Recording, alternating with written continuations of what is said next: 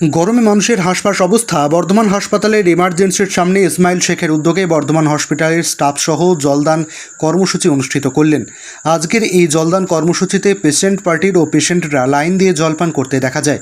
বর্ধমান হসপিটালে বিগত 3 দিন ধরে এই জলদান কর্মসূচি অনুষ্ঠান করে আসছে বলে জানা গেছে। জলদান কর্মসূচি সংস্থা থেকে আমাদের জানান যে পক্ষে গরম, তাই এই জলদান কর্মসূচি আগামী কয়েকদিন ধরে চলবে বলে আমাদের জানিয়েছেন। চলুন এখন আমরা শুনে নেব জলদান কর্মসূচির উদ্যোক্তারা বর্ধমান হসপিটালের স্টাফ ইসমাইল শেখ ও অন্যান্যরা কি জানালেন। সব খবর সবার আগে মানুষের সাথে, মানুষের পাশে। কল্যাণ মণ্ডলের রিপোর্ট, মন্তেশ্বর টিভি নিউজ।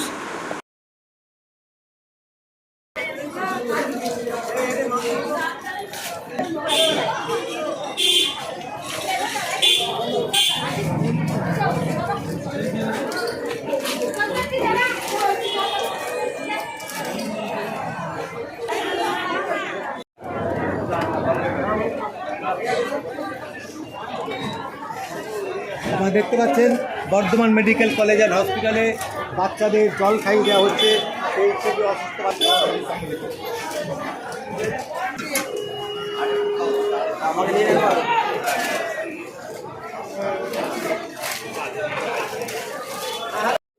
হাত ভেঙে যে কোথায় এসেছেন?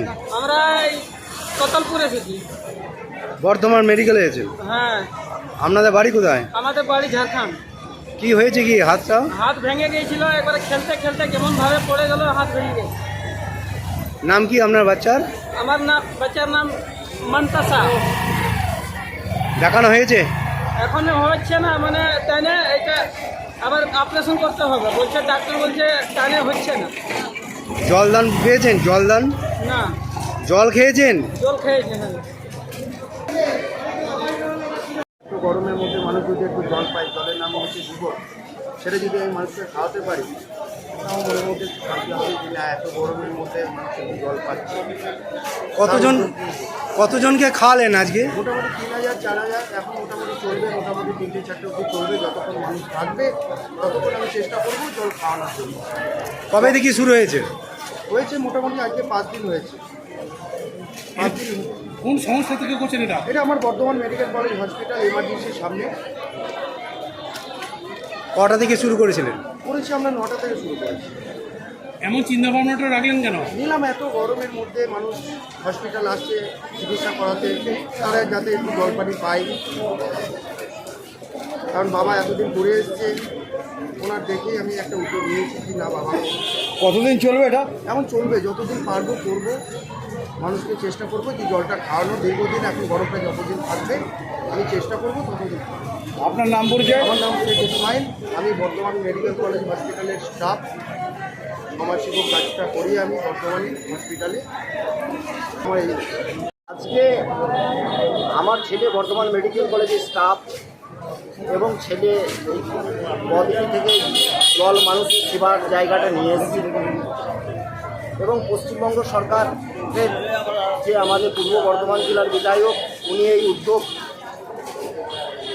সহযোগিতা করে গিয়েছেন এবং বর্ধমান মেডিকেল কলেজের এমএসভিপি যেনার নাম তাপস ঘোষ, প্রিন্সিপাল মৌসুমী ম্যাডাম থেকে আরম্ভ করে ডাক্তার থেকে সিস্টার সকলেই সহযোগিতার জায়গায় হাত বাড়িয়েছে ইসমাইল শেখকে। বর্তমান আমি মজনু বিশিষ্ট সমাজসেবক হিসাবে এটা আমাকে নিজেকে বলাটা ঠিক হবে না। সামনে ইলেকশন, এই ইলেকশনের মধ্যে সব ইলেকশন নিয়ে ব্যস্ত। অর্থাৎ এই যে গরম পড়েছে, মানুষের একটু সেবার জায়গায় যে ইসমাইল শেখ উদ্যোগ নিয়েছে, আমি একজন বিশিষ্ট সমাজসেবক হিসাবে আমি আমার সন্তানকে সহযোগিতা করছি যে যাতে মানুষের এরকম আগামী দিনে কাজগুলো করতে পারে। এবং আমি আমার ব্যক্তিগত হিসাবে যে গরম পড়েছে, ব্লাড ব্যাঙ্কে ব্লাডের যে সমস্যাগুলো দেখা দেয়, তার জন্য আমি দীর্ঘদিন ক্যাম্প করে এসেছি। আমি আবার চেষ্টা রেখেছি যে আগামী সপ্তাহ থেকে করব। এই কাজটা করতে গিয়ে আপনাকে আনন্দ কেমন লাগছে? আমাকে তো বরাবর, আজকে তো আমি 29 বছর করছি, আমাকে তো বড় আনন্দ লাগে। কারণ হচ্ছে কোথায় বলে, যদি তো ডাক শুনে কেউ না আসে রে তবে একলা চলো রে। আমি তো সময় মূল্য কাজ করি, আমি একা চলতেই খুব পছন্দ করি। এবারে পশ্চিমবঙ্গ সরকার, মানবিক সরকার মমতা ব্যানার্জি এখানে সব সময়কার জন্য আমাকে সহযোগিতা করে। গরমে সারাদিনের জলদানের যে প্রোগ্রামের অনুষ্ঠান কর্মচারীর যে ব্যয়, সেই ব্যয় কোথা থেকে আসছে?